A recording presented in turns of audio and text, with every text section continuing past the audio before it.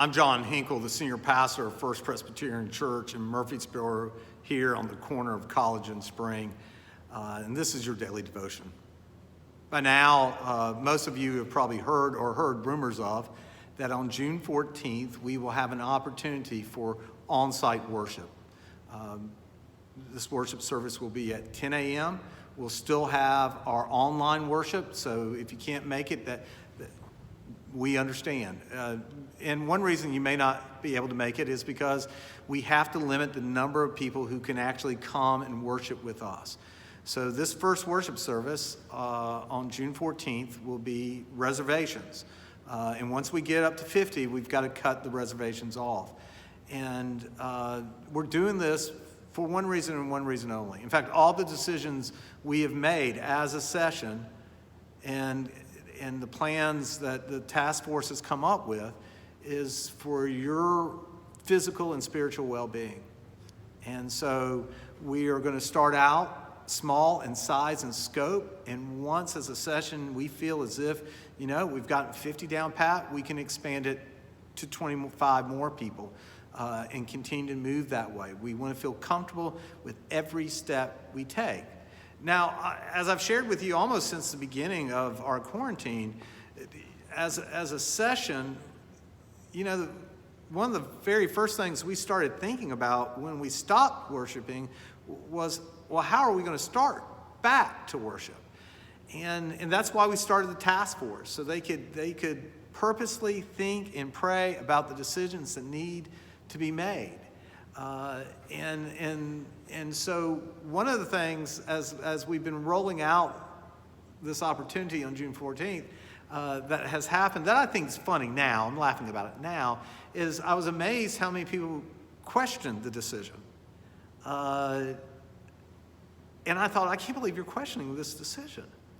I mean, this is something we thought about, something we prayed about, something we've worked through.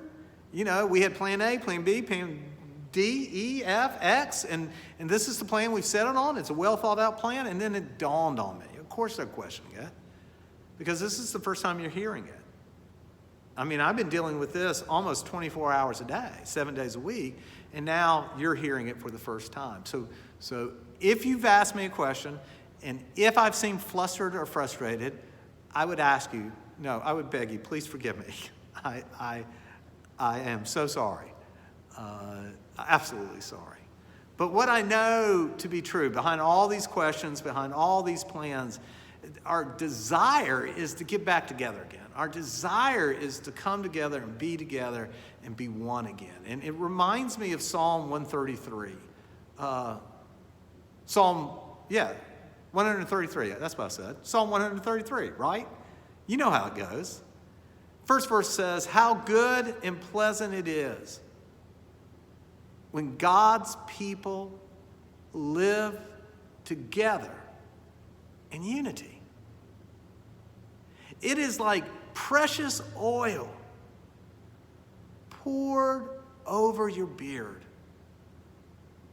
running down Aaron's beard.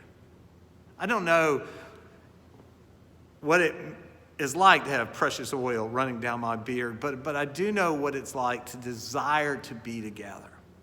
In fact, in talking with members of the church, one of the hardest things that so many people had is this broken kind of bond. It's not that we're not together in spirit, but when you're not together and physically, it's physical, it's hard.